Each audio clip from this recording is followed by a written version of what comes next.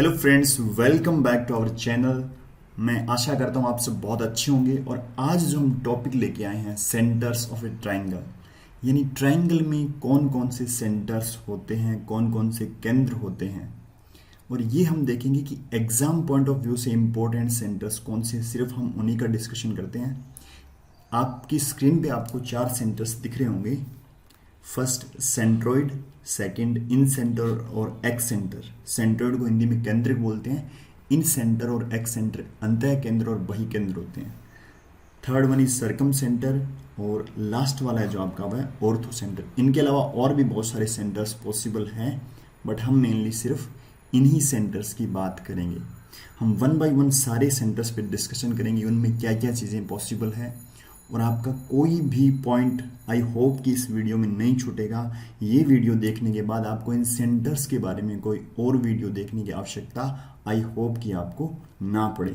तो चलिए दोस्तों, हम बात करते हैं पहले सेंट्रोइड या केंद्रक। इसको ज्यामिति केंद्र भी कहते हैं, सेंट्रोइड और जियोमेट्रिक सेंटर। देखिए, इसकी डेफिनेशन पे आपको जाना नहीं है, स्क्रीन पे जो लिखा हुआ है वो आप पढ़ सकते हैं। A centroid is the point of intersection of medians. तो बात करते हैं मीडियन क्या होती है। Median of a triangle is line segment joining a vertex to the mid point of the opposite side of the triangle. तो हम एक डायग्राम बना के बात करें तो जैसे ये ट्राइंगल आपको दे रखा है, इसमें मीडियन क्या होगी। मीडियन होगी कि कोई भी आप वर्टेक्स लीजिए, जैसे ये वाला वर्टेक्स लिए, इस ट्राइंगल का नाम देता हूं मैं ए, बी और सी। तो इस वर्टेक्स को सामने वाली साइड, कौन सी साइड, बी सी का ये मिड पॉइंट ले लिया मैंने। ये बी सी का मिड पॉइंट जिसको मैंने डी नाम दे दिया। यदि मैं इसको इससे मिला दूं तो ये वाली लाइन कहलाएगी मीडियन। दोस्तों, मीडियन के बारे में मैं एक चीज़ आपको बता दूं कि मीडियन जो ट्राइंगल है उस ट्राइंगल को क्या करती है कि divides into 2 equal area. Median क्या करती है, ट्राइंगल को डिवाइड्स इनटू 2 इक्वल एरिया, यानी 2 बराबर क्षेत्रफल में डिवाइड कर देती है। क्यों कर देती है? क्योंकि आप यहाँ पे देख रहे हैं ए, बी और सी। ए, बी और सी में क्या है, अब मैं 2 आपको ट्राइंगल दिख रहे हैं। एक ट्राइंगल दिख रहा है ए, बी, डी, और जो सेकंड ट्राइंगल दिख रहे हैं ए, सी, डी। आप देखिए, किसी भी ट्राइंगल की हाइट क्या होती है, इन दोनों में देखो ए कॉमन है, तो मैं इस बी डी को यदि मैं लेता हूं बेस, फर्स्ट वाले ट्राइंगल के लिए बी डी आपका बेस हो गया, हाफ बेस क्या, बी डी इंटू हाइट। इसका एरिया क्या होगा, हाफ बेस कितना, D C into height. B D और डी सी आपको पता है ऑलरेडी इक्वल है, क्योंकि ये डी इसका मिड पॉइंट है। तो आपको क्लियर पता चल गया, हाइट 1 ले लो, इसको हाइट 2 ले लो। बी डी बराबर डी सी ऑलरेडी आपको गिवन है, क्योंकि ये मिड पॉइंट है इसीलिए इसको मीडियन बोलते हैं। और हाइट दोनों ही सिचुएशन में, जैसे सामने वाली साइड पे परपेंडिकुलर डिस्टेंस, जैसे इस ट्राइंगल में हाइट आपकी ये एच हो गई, और ए डी सी में हाइट आपको परपेंडिकुलर ही लेनी है, चाहे आपको डी सी को एक्सटेंड करना पड़े। तो दोनों की हाइट बराबर है, यानी H1 बराबर H2। तो it means area of triangle A B D is equal to area of triangle A D C. ये तो बात होगी मीडियन की। मीडियन ट्राइंगल को 2 इक्वल एरियाज में क्या करता है, डिवाइड करता है। अब एक ट्राइंगल की 3 मीडियन हो सकती है, क्योंकि मीडियन के बारे में क्या लिखा हुआ है, मीडियन के बारे में ये लिखा हुआ है कि a median of a triangle is a line segment joining a vertex to the mid point of the opposite side. तो 3 वर्टेक्स होते हैं, तो 3 मीडियन एक ट्राइंगल की पॉसिबल है। तो दूसरी जो मीडियन होगी वो ये हो जाएगी, ये ए सी का मिड पॉइंट हो गया। और तीसरी जो मीडियन होगी वो ये हो जाएगी, इसको ई नाम दे दीजिए, इसको नाम दे दीजिए एफ। तो ए डी, बी ई और सी एफ 3 मीडियन होगी, और तीनों मीडियन हमेशा एक ही पॉइंट पर मिलेगी। और ये वाला पॉइंट आपका कहलाएगा सेंट्रोइड। ये कहलाएगा आपका सेंट्रोइड, सेंट्रोइड कहलाएगा। और सेंट्रोइड को जनरली अपन जी से लिखते हैं। क्यों लिखते हैं जी से? क्योंकि ये होता है जियोमेट्रिक सेंटर, इसलिए इसको अपन जी से डिनोट कर देते हैं। और इसकी जो खास बात ये कि every triangle has exactly 3 medians and from each vertex, ठीक है, ये बात अपनी आएगी। A centroid divides the median in the ratio 2:1। तो सारी मीडियन को ये 2:1 में डिवाइड करता है। ये एक फैक्ट आपको ध्यान रखना है। इसको भी 2:1 में, इसको भी 2:1 में और इसको भी 2:1 में डिवाइड कर रहा है। और जो सबसे इंपॉर्टेंट चीज़ आपको ध्यान रखना है कि 2 साइड होती है वर्टेक्स की साइड, और 1 जो पार्ट बचता है वो होता है साइड की साइड, यानी भुजा की तरफ का भाग 1 और जो वर्टेक्स होता है, जो बिंदु होता है इसका कोई, उसकी साइड का भाग रहेगा आपका 2। ये चीज़ आपको देखनी है। सेकंड इस पे अपन बात करें, दोबारा वो डायग्राम बनाते हैं। एक मैंने ट्रायंगल ले लिया, इसकी मैंने मीडियन खींच दी, ये तीनों मैंने मीडियन खींच दी, ए बी सी डी ई और एफ। अब एक चीज आप देखिए कि ए बी डी का एरिया बराबर, वैसे ए डी सी और ए बी डी का एरिया बराबर है। तो ये जो आपको 6 पार्ट दिख रहे हैं अलग अलग, एक पार्ट ये हो गया first, second, third, fourth, fifth और सिक्स्थ, इन सभी का एरिया क्या होगा, बराबर ही होगा। तो ये ध्यान रखो, ये जो आपके आ रहे हैं, यदि इसका एरिया आप बोलो कि x है तो इसका एरिया भी क्या रहेगा x, इसका एरिया भी x, x, x और x। चाहो तो आप इसके डेरिवेशन में जा सकते हो। देखो यहाँ से आपको दिख रहा है ये 3x है, इधर वाला भी आपका क्या है 3x है। तो अब आपको ये ध्यान रखना, आपसे कुछ भी पूछा जा सकता है। आपसे ये पूछा जा सकता है ratio between area of quadrilateral A F G E to the area of the triangle A B C. तो आपको पता है ए एफ जी ई का एरिया कितना है 2x है, और इस पूरे का कितना है 6x है। तो ये रेशियो आ गया 1:3। तो इस टाइप की क्वेश्चन आपको इसकी मदद से आपको सोल्व करने हैं। ये आप चीज़ आपको ध्यान में रखनी है। यानी ये जो 6 पार्ट होते हैं सारी मीडियन खींचने के बाद, इन सब का एरिया क्या रहता है, आपस में इक्वल रहता है। इसमें से हो सकती है 1-2 मीडियन वो गायब कर दे और किसी का रेशियो आपसे इसमें पूछा जा सकता है। ये ध्यान रखो, जहाँ से 2 मीडियन क्रॉस करती है तीसरी भी वहीं से निकलती है। सिर्फ 2 मीडियन खींचने से आपको सेंट्रोइड मिल जाएगा। इस चीज़ का आपको ध्यान रखना है। तो ये थी मोटा मोटी बात सेंट्रोइड में, यानी 2 मीडियन कैसे खींची मिलेंगे आपको। 2 मीडियन जैसे ये आ गई, सिर्फ इतना आपको दे दिया, वो नाम नहीं लिखेगा मीडियन। ये बोला ये इसका मिड पॉइंट है और ये इसका मिड पॉइंट है। आपसे ये बोल दिया कि इसका रेशियो और इसके रेशियो का, सॉरी इसका एरिया और इसके एरिया का रेशियो क्या आएगा। मैंने नाम दे दिया ए बी सी, और फॉर एग्जांपल ये डी हो गया, ये आपका ई हो गया।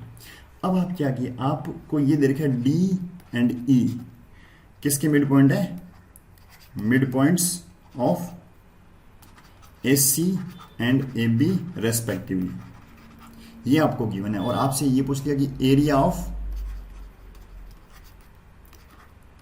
ए, इसका नाम मान लो A B C D F दे दिया, A E F D ratio area of triangle B F C, ये आपसे पूछ लिया। तो यहाँ पे आप एज्यूम कर लीजिए कि एक मीडियन आपने और खींच दी। तो अब आपको पता है इसका x, तो इसका भी x, x, x, x और x। तो ये कितना 2x और ये भी कितना 2x। तो 2x ratio 2x that is 1:1। तो इस टाइप की इक्वेशन इसमें पॉसिबल हो सकते हैं। तो ये बात थी सेंट्रोइड की। और ज्योमेट्रिक सेंट्रिक्स को क्यों बोलते हैं, यदि ये जो आपका ट्राइंगल है यदि इक्वल डेंसिटी का है, तो जहाँ पर ये तीनों मीडियन कट करेगी, जहाँ पर ये तीनों मीडियन कट करेगी वहाँ पे इसका सेंटर ऑफ मास रहेगा, यानी ये इसका ज्योमेट्रिक सेंटर हो गया। कहने का मतलब आपके पास ट्राइंगल है, यदि आप यहाँ पे पेंसिल रख के, पेन रख के इसको घुमाएंगे तो बड़े इजीली से ये घूम जाएगा या इस पर फिक्स हो सकता है। ये पॉइंट आपका एकदम सेंटर ऑफ मास है एक टाइप से। और इसके बारे में अपन ज़्यादा डिस्कशन नहीं करेंगे। यदि आपको कोऑर्डिनेट ज्योमेट्री में दोबारा जाएंगे तो हम डिस्कशन करेंगे।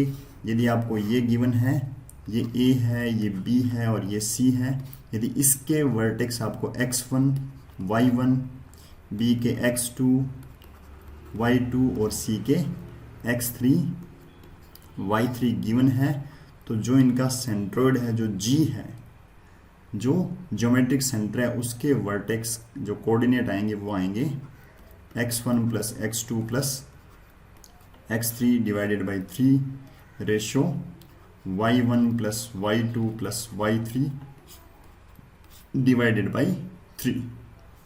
तो ये कोऑर्डिनेट ज्योमेट्री की बात हो गई। इनकी आपको वैल्यूज़ गिवन हो सकती है, हो सकता है आपको सेंट्रोइड की दे दे और 2 वर्टेक्स दे दे, आपसे तीसरा वर्टेक्स पूछा जा सकता है, कुछ भी हो सकता है।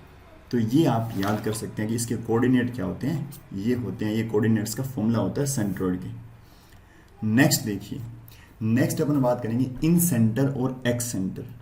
मैं सर्कम सेंटर की बात नहीं कर रहा, एक्स सेंटर अलग चीज़ होती है, ध्यान रखना। अंतः केंद्र और बही केंद्र। इन सेंटर क्या होता है? In the geometry the point in a triangle where the angle bisectors of the triangle intersects is called the incentre. क्या? एंगल बाइसेक्टर्स, यानी कोणों के समद्विभाजक। एंगल बाइसेक्टर क्या होते हैं? कोण समद्विभाजक या कोणों के समद्विभाजक। कोण समद्विभाजक जहां पर मिलते हैं वो चीज क्या कहलाती है? इन सेंटर कहलाती है। The point that is equidistance to all sides of triangle. इसकी अपन आगे बात करेंगे, जो ये लाइन लिखी है।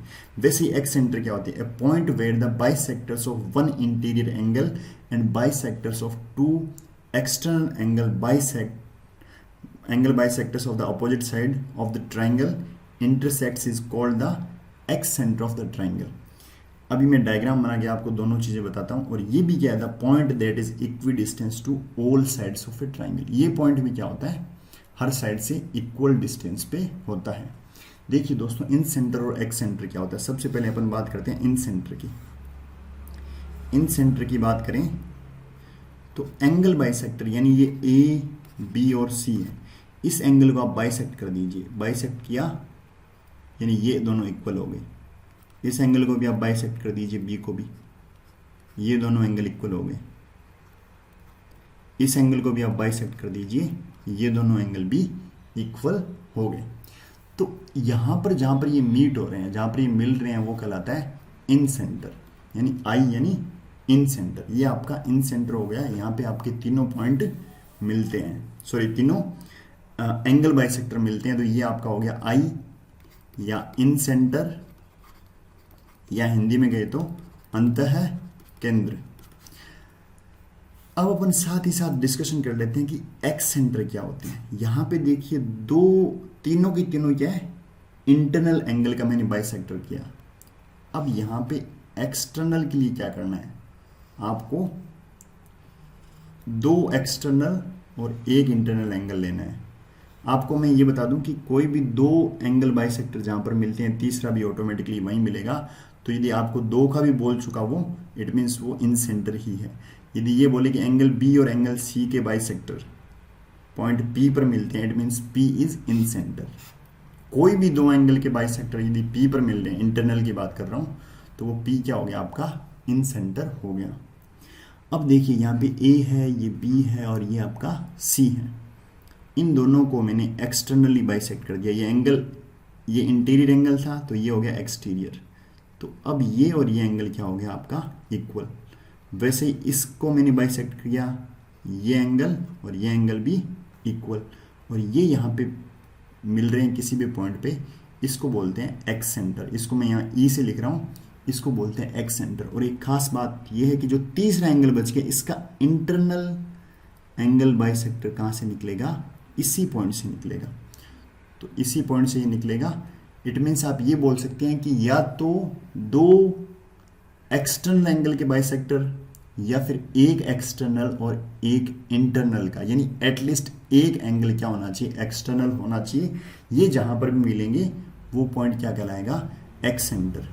अब एक्स सेंटर में भी क्या होता है? यदि आप इस पॉइंट पे, इस पॉइंट को सेंटर मानते हुए एक सर्किल बनाना चाहेंगे, तो वो सर्किल भी इन तीनों साइड्स को क्या करेगा? टच करते हुए निकलेगा। इन तीनों साइड्स को क्या करेगा? टच करता हुआ निकलेगा। जैसे इंटरनल वाला अंदर टच कर रहा था, ये एक साइड को टच कर रहा है और बाकी 2 साइड को एक्सटेंड करने पे टच करता है। तो ये भी एक टाइप से ये आपका कहलाता है इन सर्कल। क्योंकि वो सेंटर था इन सेंटर, तो ये कहलाएगा आपका, ये सर्कल बनेगा, ये बनेगा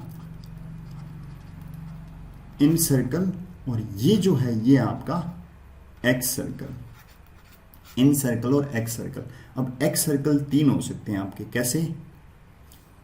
आप इधर बढ़ा दीजिए इसको, और इस साइड को इधर बढ़ा दीजिए, और इस एंगल को बाइसेक्ट कर दीजिए, और इस एंगल को बाइसेक्ट कर दीजिए, या फिर ये तीसरा वाला यहाँ आके मिल जाएगा, तो एक आपका सर्कल यहाँ बन सकता है ये।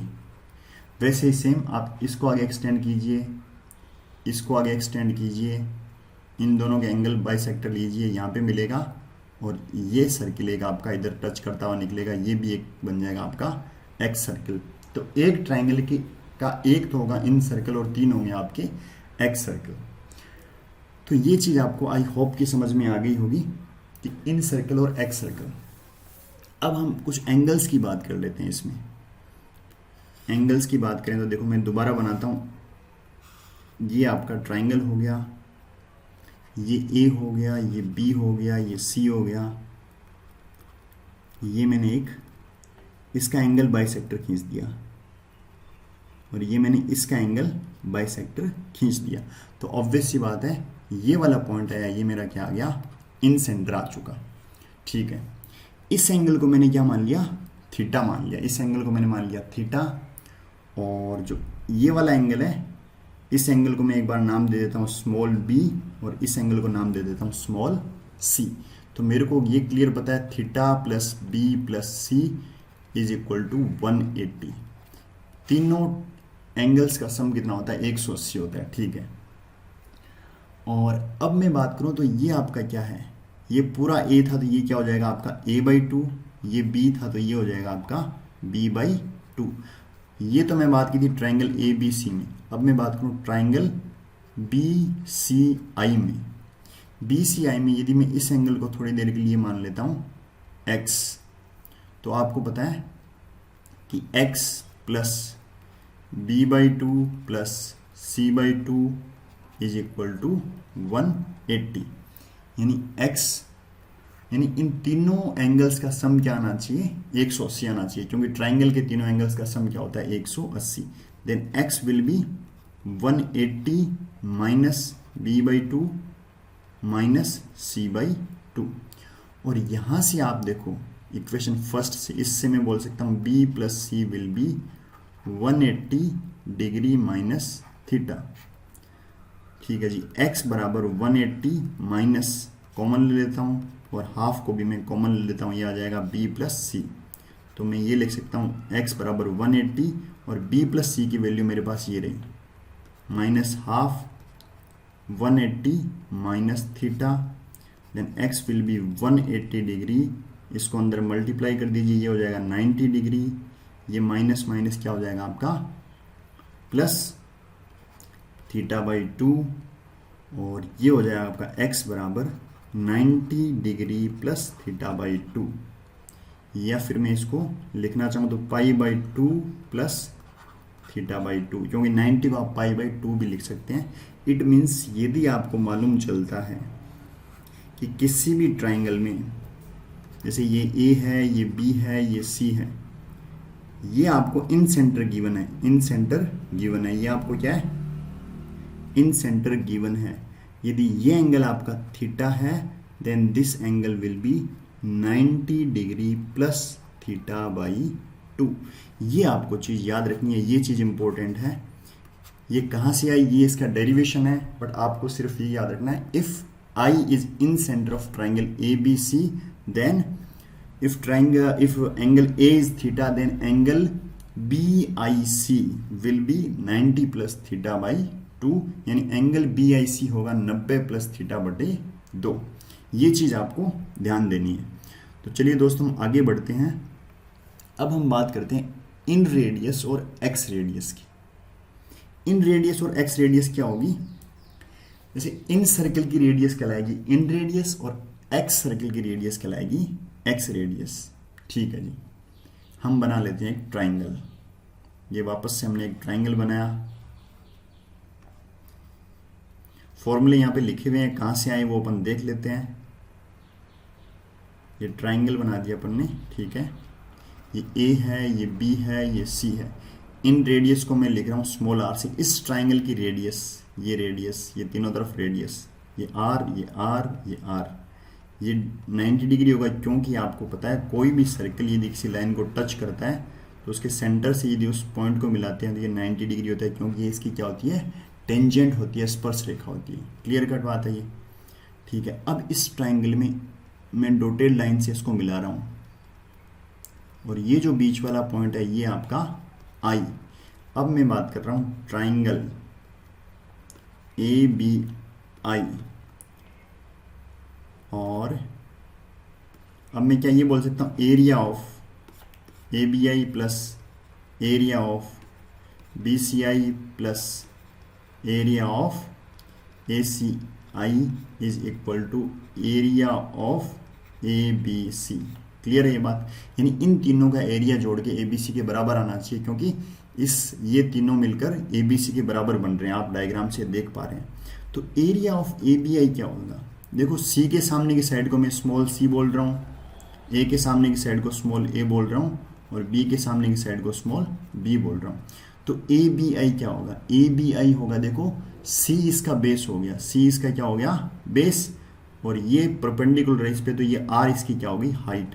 तो half base into height plus B C I, ये आपका बेस हो गया बी सी में, और ये आर इसकी क्या होगी, हाइट। तो हाफ बेस इंटू हाइट, ये आर होगी, प्लस 1/2। अब देखिए, ये ए सी में ये आपका बी आपका बेस हो गया, और ये आर इसकी हो गई हाइट। तो half base into height that is equal to, ये किसके बराबर, ये आपका बराबर हो जाएगा इसके एरिया के। तो इसके एरिया को मैं कैपिटल ए से दिखा रहा हूँ, इस ए बी सी के एरिया को मैं दिखा रहा हूँ, A is equal to area of triangle A B C. तो इसको मैंने कैपिटल ए लिख दिया। यहाँ से आप हाफ आर को कॉमन लीजिए, ये हो जाएगा A plus B plus C is equal to A, और इसको आप आगे लिखेंगे तो r into A plus B plus C divided by 2 is equal to A, और A plus B plus C divided by 2, A plus B plus C क्या होगी, perimeter, और इसको 2 से डिवाइड कर दिया तो ये होगी सेमी पेरीमीटर, और सेमी पेरीमीटर को मैं लिख रहा हूँ कैपिटल एस से, then r into s is equal to a, then r will be a divided by s। तो ये आपका आ गया इन रेडियस का फॉर्मूला, ये आपका फॉर्मूला आ चुका इन रेडियस का, ये आपका फॉर्मूला लिखा इन रेडियस का। इसको जनरली लिखते हैं अपन स्मॉल आर से। अब देखिए, यदि आपको x रेडियस का फॉर्मूला निकालना है तो आपको डिपेंड करता है x रेडियस आपको निकालनी कौन सी है। जैसे ये ट्राइंगल आपका, इस ट्राइंगल में ये ए है, ये बी है, ये सी है, ये भुजा, इसकी लेंथ कितनी हो जाएगी, स्मॉल ए हो जाएगी। यदि ये वाली एक्स रेडियस निकालनी है, नहीं ये ध्यान रखो, जिस भी साइड से टच कर रहा है ये वाली आपको एक्स रेडियस निकालनी है, ये वाली, यानी इसको मैं बोल रहा हूँ आर ए बोल सकता हूँ, आर ए, यानी ए से टच होती हुई आपको एक्स रेडियस निकालनी है। तो आर ए, यहाँ पे मैंने R1 लिख दिया, कोई दिक्कत नहीं, आर ए निकालनी है तो ये फॉर्मूला हो जाएगा ए अपॉन एस, ये फॉर्मूला तो रहेगा ही रहेगा, माइनस में ये हो जाएगा ए। इस चीज़ को आपको याद रखना है। इसको भी अपन डेराइव कर सकते हैं, बट आई थिंक कि इस वीडियो में इसकी ज़रूरत नहीं है। यदि किसी को इसकी ज़रूरत लगे तो आप मेरे को कमेंट बॉक्स में लिख सकते हैं, मैं दोबारा वीडियो बना सकता हूँ इस पर, कहीं कोई दिक्कत नहीं है। सेम यदि आपको बी से टच होती है, जैसे ये वाला साइड बी है, ये वाली एक्स रेडियस आपको निकालनी, यानी इस सर्कल की आपको रेडियस निकालनी है, तो ये हो जाएगा a upon S minus B, वैसे ही a upon S minus C. ये आपकी इन रेडियस और एक्स रेडियस हो गई। अब जो 3 पॉइंट आपको याद रखने की, इन सेंटर होता क्या है, the point in a triangle where the angle bisectors, यदि all angle bisectors are ex internal, तब तो ये क्या हो जाएगा, मैं अभी फिलहाल एंगल बाइसेक्टर का मतलब आपको इंटरनल ही समझने हैं। The point in a triangle where the angle bisectors of the triangle intersect is called the incenter। First चीज ये होगी, कोई भी 2 एंगल बाइसेक्टर, तीसरे की जरूरत नहीं क्योंकि तीसरा वहीं से निकलने वाला है। या फिर आपको बोल देता point which is equidistant from the sides is called incentre, क्योंकि कोई भी ट्राइंगल है उसके अंदर ये सर्किल बना हुआ है, और ये तीनों साइड को टच कर रहा है, तो ये आर आर आर, तो ये तीनों साइड्स इस सेंटर से कितनी होगी, बराबर बराबर डिस्टेंस पे होगी। साइड्स बराबर डिस्टेंस पे, इस चीज पे फोकस करना, साइड्स इक्वी डिस्टेंस। ये चीज क्या होगी आपकी, इन सेंटर या फिर एक्स सेंटर, डिपेंड करता है ये जो आपका पॉइंट है ये दो साइड को एक्सटेंड करने पे इक्वल डिस्टेंस पे है या फिर अंदर की तरफ बना हुआ है। इसकी बात करो, देखो ये भी आर, ये भी आर और ये भी आर, देखो ये भी ट्रायंगल की साइड है, बट ये साइड नहीं है, बट ये एक्सटेंडेड साइड है, ये भी एक्सटेंडेड साइड है, तो एक्स सेंटर के लिए भी ये बात बिल्कुल सही है।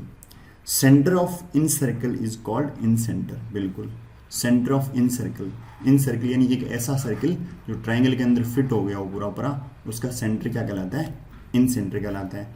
वैसे centre of x circle, x circle की डेफिनेशन क्या होती है, जो एक साइड को और टच करे और दो साइडों को एक्सटेंड करने पे टच करे, इसका सेंटर क्या कहलाएगा, एक्स सेंटर कहलाएगा। तो ये चीजें आपको ध्यान देनी है।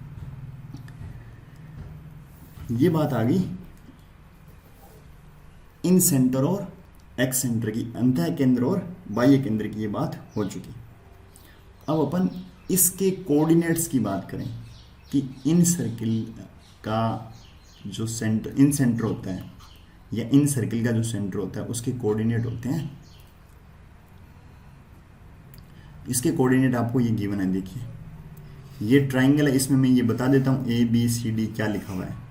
यदि ये आपका ए है, ये आपका बी है, ये आपका सी है, देन इस साइड को अपन बोलेंगे ए, इस साइड को अपन बोलेंगे बी और इस साइड को अपन बोल देंगे सी। और इसके कोऑर्डिनेट है x1 y1, बी के x2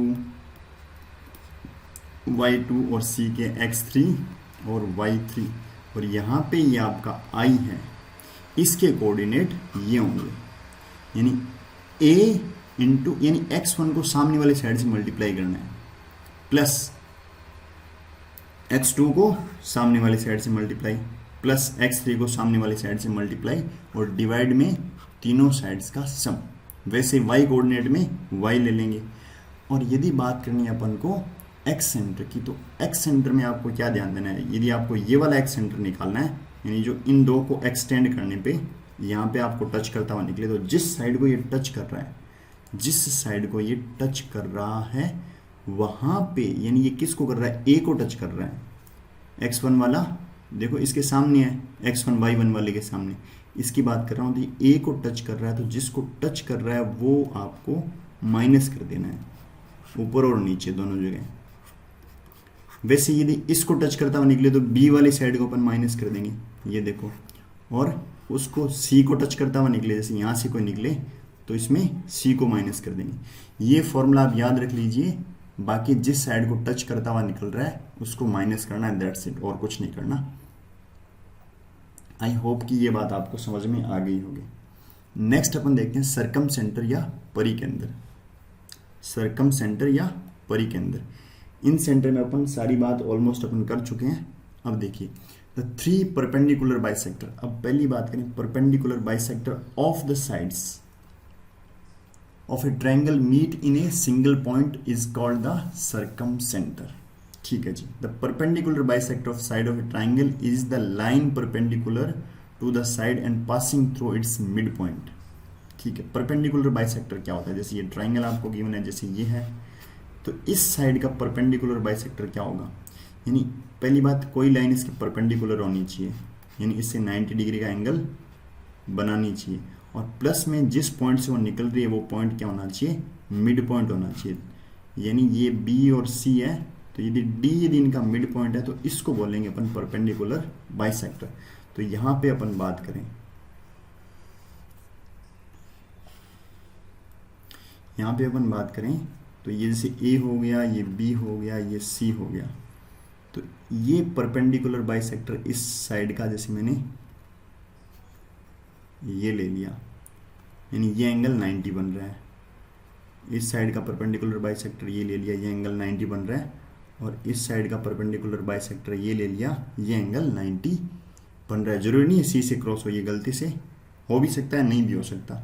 ये ध्यान रखो, ये परपेंडिकुलर बाइसेक्टर वर्टेक्स से वर्टिसेज से क्रॉस हो ऐसा कोई कंपल्सेशन नहीं है, बट ये परपेंडिकुलर होने चाहिए और ये पॉइंट क्या होने चाहिए, मिड पॉइंट होने चाहिए। क्लियर सी बात, इतनी सी है। तो ये जो पॉइंट आएगा आपका, ये जो पॉइंट कहलाएगा सरकम सेंटर। अब ट्राइंगल को अपने पी क्यू आर ले लेते हैं, क्योंकि सरकम सेंटर को जनरली सी से रिप्रेजेंट करते हैं, सी से रिप्रेजेंट करते हैं। जरूरी नहीं आप ए बी सी रख सकते हैं, कोई इशू नहीं है। इसको आप सरकम सेंटर बोलते हैं। इस सरकम सेंटर की खास बात क्या है?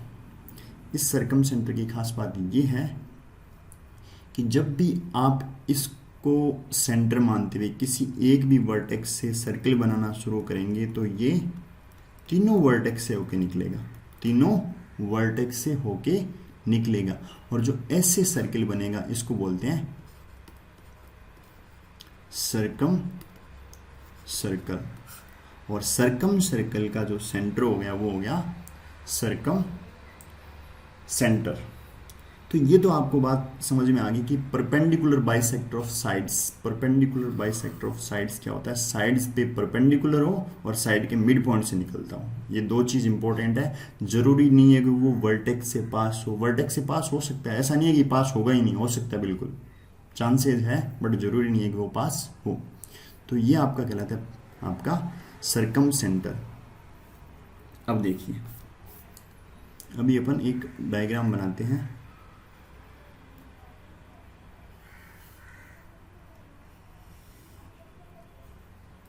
ठीक है जी। अब आपको एक खास बात पता होगी कि कोई भी साइड है,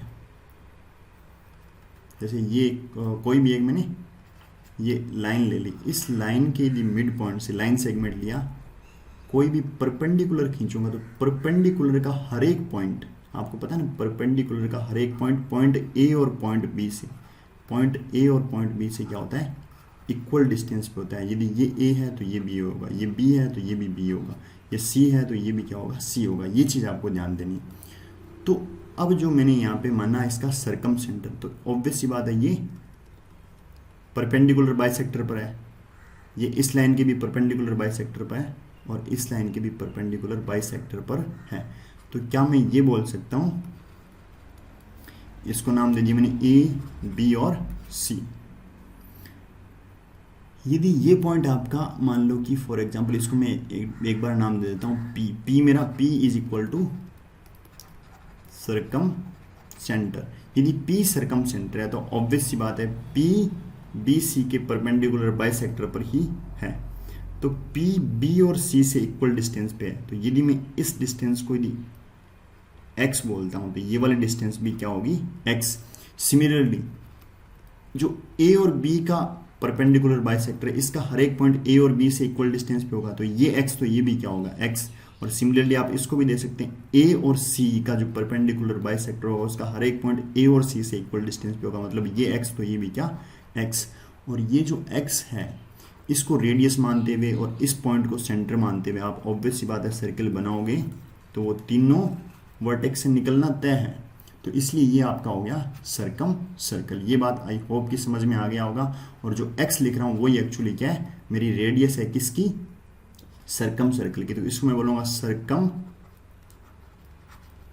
रेडियस। तो ये आपकी क्या हो चुकी, सरकम रेडियस हो चुकी। अब इसमें आप देखिए, और एक आपने थ्योरम पढ़ रखी होगी,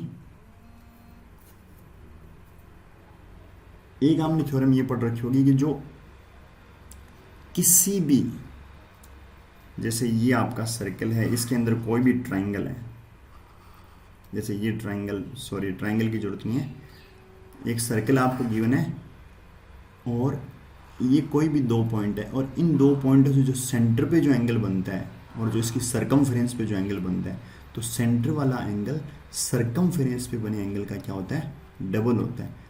ये थीटा, तो ये कितना होगा, 2 थीटा। तो अब आपको यदि कोई ये बोले कि एक आपका ट्राइंगल गिवन है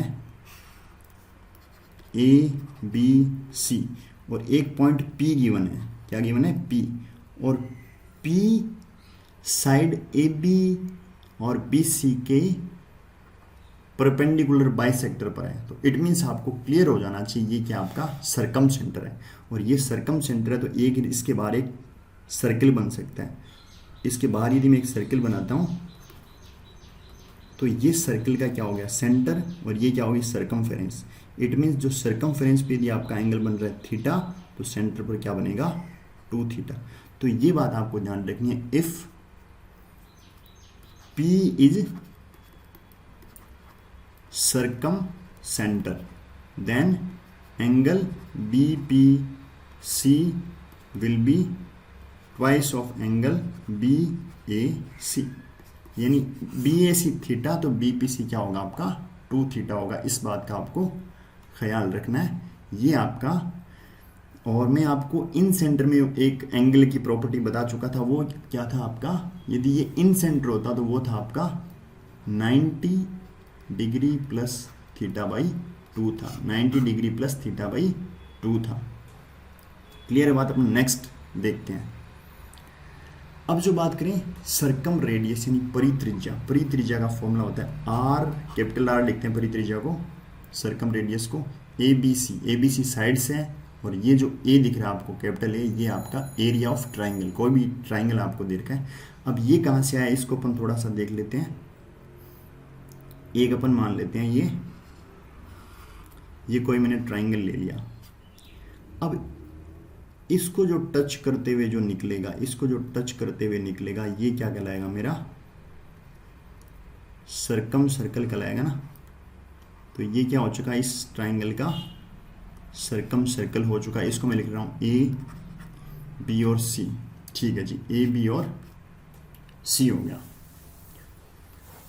अब देखिए ये इसका हो गया सेंटर, ये इसका क्या हो गया, सेंटर हो गया।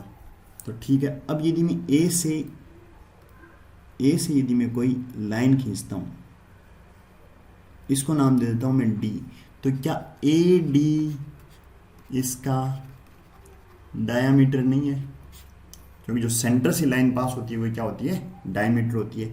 और मैं इधर इस साइड को क्या कर देता हूँ, मिला देता हूँ, BD को मिला देता हूँ, ठीक है जी। देखो B के सामने की साइड को मैं B बोल रहा हूँ, C के सामने की साइड को C बोल रहा हूँ, तो ये जो साइड हो चुकी मेरी, यानी BC मेरी हो चुकी A, small a, BC small a, AC small b, और AB आपकी होगी वो होगी स्मॉल c, ठीक है। अब आप देखिए ये बात हो चुकी। अब आपको पता है कि कोई भी जो आपका सर्कल होता है उसके डायमीटर, उसका डायमीटर से जो भी आप बनाओगे एंगल, ये एंगल हमेशा क्या बनता है, 90 डिग्री। इट मीन्स ये वाला एंगल आपका क्या हो चुका, 90 डिग्री, यानी हाफ सर्किल में जो भी सेंटर एंगल बनता है वो क्या होता है, 90 डिग्री का होता है। ये प्रॉपर्टी आपने पढ़ी होगी। तो ये angle ABD is equal to आपका आ गया 90 डिग्री, ठीक है जी। ये बात आपको आई होप कि समझ में आ गई होगी। अब मैं क्या कर रहा हूँ, एक कर रहा हूँ एंगल वर्टेक्स ए से मैं BC पर परपेंडिकुलर खींच रहा हूँ, वर्टेक्स A से BC पर क्या कर रहा हूँ, परपेंडिकुलर खींच रहा हूँ। और अब मैं दो ट्राइंगल की बात करूँगा, इसको नाम देता है ABCD, इसको नाम दे देते हैं अपन E। अब मैं बात करूँगा ट्राइंगल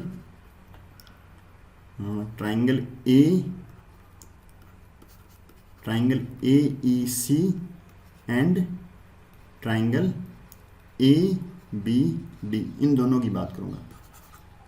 इसमें आप ये देख पा रहे हैं, ये मैंने परपेंडिकुलर खींचा हुआ है, तो ऑब्वियस सी बात है ये 90 हो गया। तो एंगल AEC बराबर angle ABD that is 90 degree, ठीक है। अब आप देखिए, आपने एक प्रॉपर्टी ये जरूर पढ़ी होगी किसी भी सर्किल में, यदि ये आपको एक लाइन सेगमेंट दे रखा है, इससे आप सर्कमफेरेंस पे जो भी एंगल बनाते हैं, चाहे कहीं भी बनाएं, ये सारे एंगल क्या होते हैं, इक्वल होते हैं। ये थीटा, तो ये भी क्या थीटा, ये भी क्या थीटा। तो अब जो आप एक लाइन सेगमेंट ये देख रहे हैं आप इसका, तो लाइन जो कोड बोलते हैं इसको, कोड AB या जीवा बोलते हैं हिंदी में, कोड AB से देखो ये एक एंगल बन रहा है और कोड AB से ये वाला एक एंगल बन रहा है। तो क्या मैं बोल सकता हूँ ये एंगल और ये एंगल भी क्या होगा, इक्वल होगा। ये एंगल और ये एंगल भी इक्वल होगा। इट मीन्स एंगल ए सी, इसको चाहे ई लिख दो चाहे आप ए सी ई बराबर एंगल ए डी बी। क्यों होंगे, क्योंकि ए की कोड से सरकमफेरेंस पे बन रहे हैं। अब किसी भी ट्रायंगल में यदि दो एंगल सिमिलर हो जाते हैं, इक्वल हो जाते हैं, तो वो ट्रायंगल क्या हो जाते हैं, similar. It means triangle A E C similar है किसके, ट्रायंगल। हाँ, अब देखो ए एंगल कौन कौन से सिमिलर है, देखो ई के सिमिलर कौन से, ई के सिमिलर बी है, तो बीच में क्या आएगा, बी आएगा जी। और सी के सिमिलर कौन है, डी है, तो इधर क्या आएगा, डी आएगा। तो बी डी ए हो गया। तो ए बी डी और ट्रायंगल ए ई सी आपकी क्या हो चुकी है, सिमिलर हो चुकी है। क्योंकि दो एंगल इक्वल है तो तीसरा एंगल ऑटोमेटिकली क्या हो जाएगा, इक्वल हो जाएगा। अब यहाँ से देखिए इस ट्रायंगल में मैं बात करूँ ए बी डी में, तो ए बी डी में मैं लिख रहा हूँ, आप लिखिए A B upon A D. देखो ए बी क्या था, इस एंगल के सामने वाला, तो आपको यहाँ लिखना है इस एंगल के सामने कौन है। इस एंगल के सामने आपको दिख रहा है ए ई, क्या दिख रहा है आपको, ए ई दिख रहा है। और जो मैंने ए डी लिखा है, ए डी आपका बी के सामने 90 के सामने, इधर 90 के सामने कौन है, ए सी। तो ये दोनों इक्वल हो गए। अब यहाँ देखो आप ए बी आपको क्लियर कट दिख रहा है, कितना है, ए बी क्लियर कट आपका सी है, स्मॉल सी। और ए डी यदि इसको मैं रेडियस को आर बोलूँ, सरकम रेडियस को आर, तो ये कितना हो जाएगा, 2r हो जाएगा। इज इक्वल्स टू ए ई। ए ई एक बार के लिए क्या हो चुकी है, आपकी हाइट हो चुकी है। एच हाइट मेरे को फिलहाल मालूम नहीं है, ठीक है जी, छोड़ दीजिए हाइट को। और ए सी आपका हो चुका बी। तो आई होप कि यहाँ तक आपको बात समझ में आ गई होगी। तो यहाँ से आपका आ चुका, देखो मैं ऊपर लिख देता हूँ 2RH मल्टीप्लाई कर देता हूँ is equal to B into C. और यहाँ से आपका R जो निकल के आएगा वो आएगा बी सी अपॉन 2H। अब बात करते हैं H कितनी आएगी।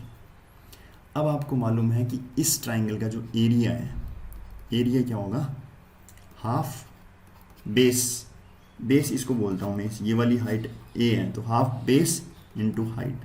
तो यहाँ से H की जो वैल्यू निकल के आने वाली है, इसको मैंने हाइट H निकालना है ना, तो बेस आपको इसको मानना पड़ेगा। तो H मेरा आ जाएगा 2A अपॉन स्मॉल a। तो H की वैल्यू आप यहाँ से रख दीजिए R B C 2 into 2A upon A, then it will be A B C upon 4A। और ये फॉर्मूला आपका यहाँ पे दिख रहा है। तो रेडियस का जो फॉर्मूला वो आ गया A B C upon 4A। I hope कि आपको सर्कम रेडियस का फॉर्मूला समझ में आ गया होगा। अब सर्कम सेंटर की बात करें तो ये क्या था, point where perpendicular bisector of the sides of a triangle meet in a single point is called perpendicular bisector. यानी आपको सर्कम सेंटर किसको बोलना है, sorry is called circumcentre. या तो परपेंडिकुलर बाइसेक्टर मिले या फिर the point which is equidistant from the vertices of a triangle. अब ये पढ़ने शुरू में यही तो देखा था, शुरू में यही देखा था ना भाई, ये भी आ रहा है, ये भी आ रहा है, ये भी आ रहा है। यानी वर्टेक्स से जो इक्वल डिस्टेंस पे है, साइड से इक्वल डिस्टेंस पे क्या होता है, इन सेंटर या एक्स सेंटर। और सर्कम सेंटर क्या होता है, वर्टेक्स से इक्वल डिस्टेंस पे। यहाँ पे इस चीज़ पे फोकस करना है और इक्वी डिस्टेंस पे आपको फोकस करना है। या फिर बोले centre of the circum circle is called circum centre. ये भी बात ठीक है। आई होप कि ये वाली बात आपको समझ में आ गई होगी। और एंगल वाली आपको बात मैं बता ही चुका। तो ठीक है दोस्तों, अब अपन देखते हैं कि रिलेशन किसमें, सर्कम रेडियस, इन रेडियस और एक्स रेडियस में। ये रिलेशन बड़े आराम से प्रूव किए जा सकते हैं, बट आपको प्रूव करने की ज़रूरत बिल्कुल नहीं है यहाँ पे। यानी 4r, ये आपकी r क्या है, ये आपकी है सर्कम रेडियस, और ये है आपकी इन रेडियस, और ये तीन होती है ना एक्स रेडियस, ये आपकी एक्स रेडियस। अब आप आपका क्वेश्चन हो सकता है कि आपको 2x रेडियस और एक इन रेडियस गिवन हो और आपको सर्कम रेडियस गिवन हो और आपसे बची हुई एक x रेडियस पूछ ले, या आपको तीनों x रेडियस और एक इन रेडियस मालूम हो और आपसे सर्कम रेडियस पूछ ले, और जो x रेडियस होती है उनमें भी आपस में ये रिलेशन होता है, और आपको दे दे कि आपको इन रेडियस और तीनों x रेडियस मालूम है, तो ये आपका एरिया हो गया। Delta is equal to area of triangle. Delta का मतलब है एरिया ऑफ ट्राइंगल, तो ये एरिया के स्क्वायर की क्या होती है, इक्वल होती है। ये बड़े ही आपके याद करने वाले अच्छे पॉइंट्स हैं जो आप याद कर सकते हैं, बिल्कुल बहुत अच्छे पॉइंट है। ऑर्थोसेंटर यानी लंब केंद्र। तो orthocentre is the point of the intersection of the three altitude या हाइट्स ऑफ ए ट्राइंगल। अब बात करें एल्टीट्यूड या हाइट क्या होती है। परपेंडिकुलर, बाइसेक्टर नहीं आ रहा है यहाँ पे, एक चीज जानना, ये परपेंडिकुलर है only. Drawn from a vertex to the opposite side of a triangle is known as altitude. यानी एक वर्टेक्स से सामने वाली साइड पे परपेंडिकुलर खींचते हैं उसको क्या बोलते हैं अपन, एल्टीट्यूड बोलते हैं, और वही ट्राइंगल क्या कहलाती है, हाइट कहलाती है। एग्जाम्पल के लिए अपन देखते हैं, जैसे ये ट्राइंगल है ए बी सी, इस वर्टेक्स से अपन ने परपेंडिकुलर खींचा, तो ये चीज कहलाएगी एल्टीट्यूड या हाइट। इसको एडी है, जो एडी कहलाएगा।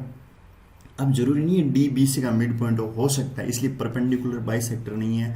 परपेंडिकुलर बाइसेक्टर अलग चीज होती है, ध्यान रखना, वो मिड पॉइंट से निकलता है और बी सी के परपेंडिकुलर होता है, पर वो वर्टेक्स से निकले ऐसा कंपल्सरी नहीं है।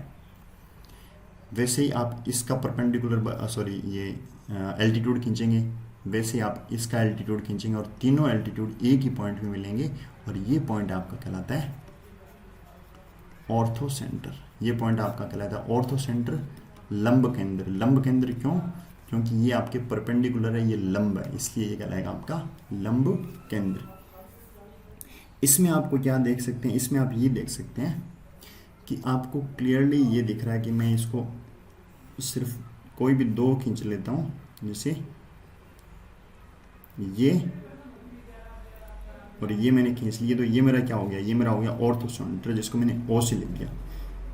अब यदि ये एंगल थीटा है, तो आपको क्लियर कट में बात करूं, इसको आप नाम दे दीजिए डी और इसको नाम दे दीजिए ई।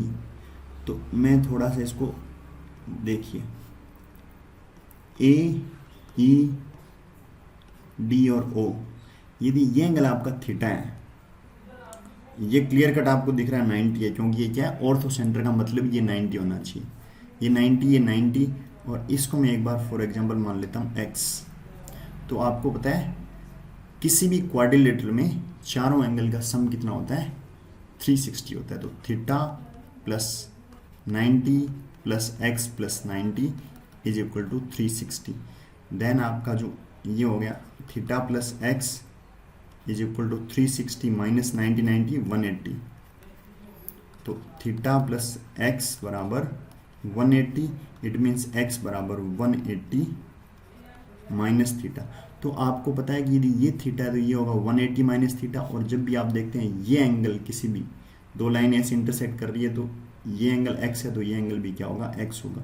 तो ये एंगल आपका कितना आ चुका, 180 माइनस थीटा। यानी ये चीज़ आपको ध्यान रखनी है। ये एंगल मैं क्या बोल रहा हूँ कि यदि आपको ये गिवन हो कि ट्राइंगल ए बी सी में आपको बोले कि O इज ऑर्थोसेंटर और आपको दे दे angle A is theta, then angle BOC will be 180 minus theta. ये चीज़ आपको याद रखनी है। आई होप कि ये आपको सारे सेंटर समझ में आ गए होंगे। इसमें कुछ भी ऐसा टिपिकल था नहीं जो आपको समझ में ना आया हो। अब आप क्या कर सकते हैं कि जो चीज़ मैंने पढ़ाई है उस पे कुछ पॉइंट्स और निकल के सामने आते हैं और कुछ भी आई होप कि छूटा नहीं है। अब थोड़ी सी एक चीज़ और बात कर लेते हैं। कोई जैसे ट्राइंगल आपको गिवन है, इस ट्राइंगल की एक साइड को मैंने दो साइड को एक्सटेंड कर दिया और यहाँ पे मैंने एक एक्स सेंटर खींच दिया। क्या कर दिया, यहाँ पे मैंने एक्स सेंटर खींच दिया। इसको ए बोल देता हूँ, इसको बी बोल देता हूँ, इसको सी बोल देता हूँ। ये आपका एक्स सेंटर हो गया और इसको मैंने यूँ मिला दिया। अब इसको चाहे आप एक्स सेंटर बोलो या फिर आपको सिर्फ इतना क्वेश्चन में आता होगा गिवन कि एक ट्राइंगल ए बी सी है ए सी बी कि एंगल बी को एक्सटर्नल बाइसेक्टर और एंगल सी का इंटरनल बाइसेक्टर किसी पॉइंट डी पर मिलते हैं, तो ऑब्वियस सी बात है ये क्या हो चुका आपका एक्स सेंटर हो चुका। तो इसमें आपको जो याद रखना है, जब भी ऐसी प्रॉपर्टी आए तो ये एंगल यदि आपका ए है, ये एंगल ए है, तो ये वाला एंगल होगा ए बाई 2। क्लियर है बात। सिमिलरली यदि ये एंगल आपका बी है तो ये वाला एंगल हो आपका बी बाई 2। क्लियर है ये बात। और तीसरी चीज जो मैं आपको बता देता हूं वो ये है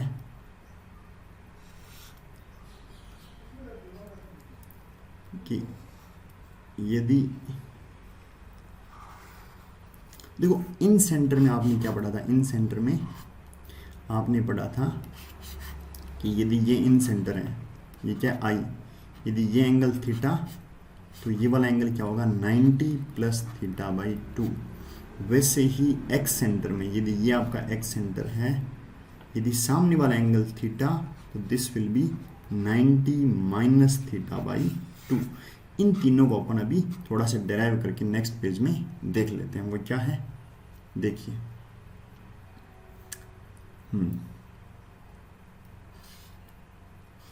बड़े आराम से ड्राइव कर सकते हैं आप। मैं आपको एक करके दिखा देता हूं। अब आपको पता है ये एंगल बाइसेक्टर, ये इंटरनल एंगल बाइसेक्टर।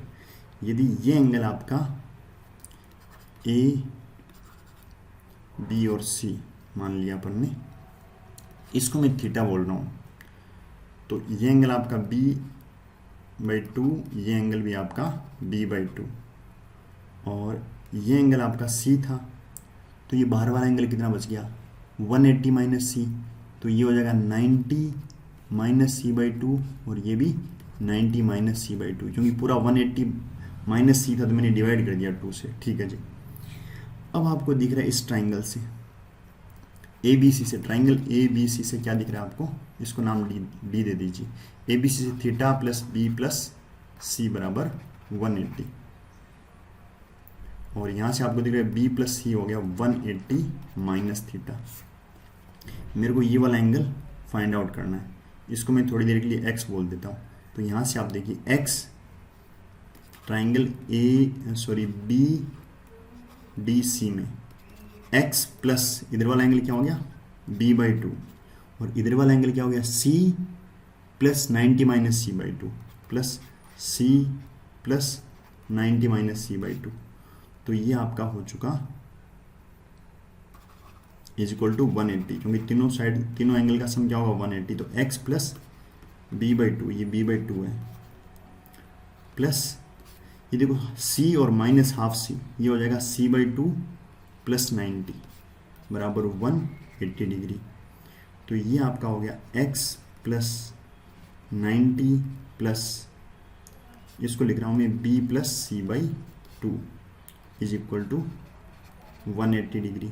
तो x बराबर हो जाएगा आपका, ये 90 इधर जाके माइनस हो जाएगा, तो 90 minus B plus C by 2, और b प्लस सी बाई 2 आप ऑलरेडी बोल चुके हैं कितना 180 माइनस थीटा, तो 180 माइनस थीटा बाई 2। अब आप देखिए ये हो गया आपका x बराबर 90 माइनस थीटा बटे 2। ये 90 से 90 आपका कैंसिल हो गया, और ये प्लस का हो गया थीटा बाई 2।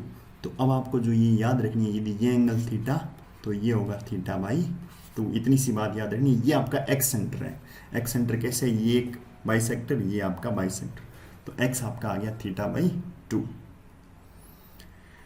अब थोड़ी सी बात कर लेते हैं कि इक्विलेटरल ट्राइंगल में क्या सीन होता है। इक्विलेटरल ट्राइंगल में तीनों साइड्स क्या होती है इक्वल होती है। इक्विलेटरल ट्राइंगल में तीनों साइड्स क्या होती है इक्वल, ये ए तो ये भी ए।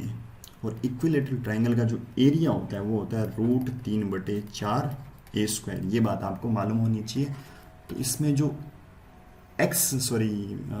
सर्कम रेडियस है, जो सर्कम रेडियस है, इसका फॉर्मूला अपन ने भी देखा ABC/4A होता है। तो ABC तीनों ही क्या है ए हो जाएगा, तो ये हो जाएगा A³ इंटू 4 इंटू रूट 3/4 ए स्क्वायर, ये 4 से 4 कैंसिल, ए स्क्वायर से बच जाएगा ऊपर ए, तो ए बाई रूट 3 ये इसकी आ चुकी सर्कम रेडियस किसकी, इक्विलेटरल ट्रायंगल की, यानी समबाहु त्रिभुज की। ठीक है जी। इसकी जो इन रेडियस है, इन रेडियस का फॉर्मूला क्या होता है, ए बाई एस होता है, और ए आपका वापस हो गया रूट 3/4 ए स्क्वायर, और एस आपका क्या हो गया 3a/2।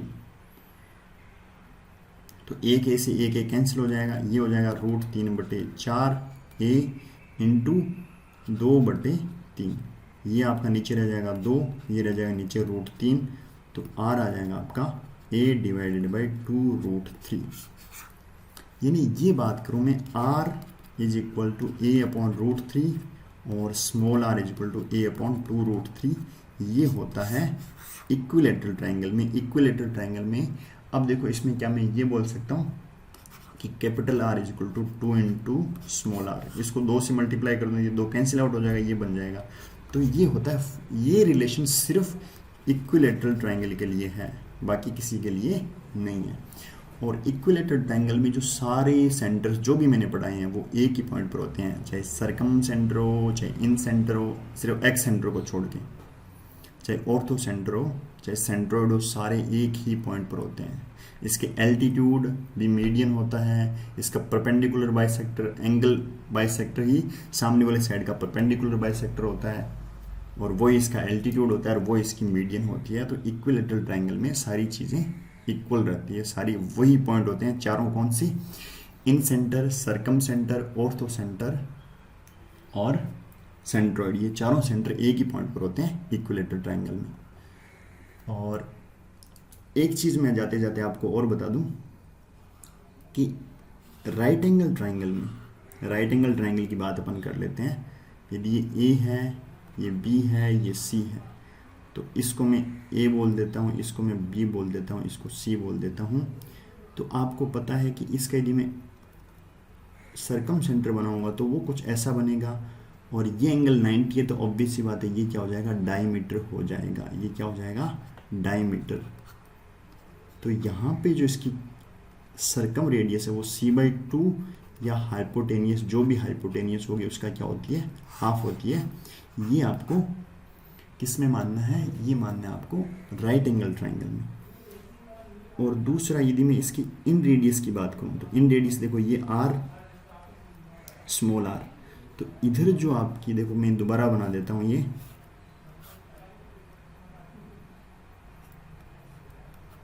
r, ये r, तो ये क्या, इसको मैं a बोल रहा था ना अभी, इसी ट्रायंगल से a, b और c से, ये a, तो ये a माइनस r हो जाएगा ना, वैसे ये r हो जाएगा, ये r, तो ये a माइनस r, और वैसे ये सॉरी ये b करो इधर, और इधर करो c, तो ये आपका यहाँ से यहाँ तक r है, क्योंकि ये बिल्कुल सारे 90-90 बनेंगे ना, तो ये एक स्क्वायर बन गया आपका यहाँ पे, तो ये बनेगा b माइनस r। अब आपको पता है किसी भी सर्किल पे जो टेंजेंट की लेंथ होती है वो इक्वल होती है। ये यहाँ से लेके यहाँ तक b माइनस r है, तो यहाँ से लेके यहाँ तक भी b माइनस r होगा, और यदि ये यहाँ से यहाँ तक a माइनस r है तो ये भी a माइनस r होगा।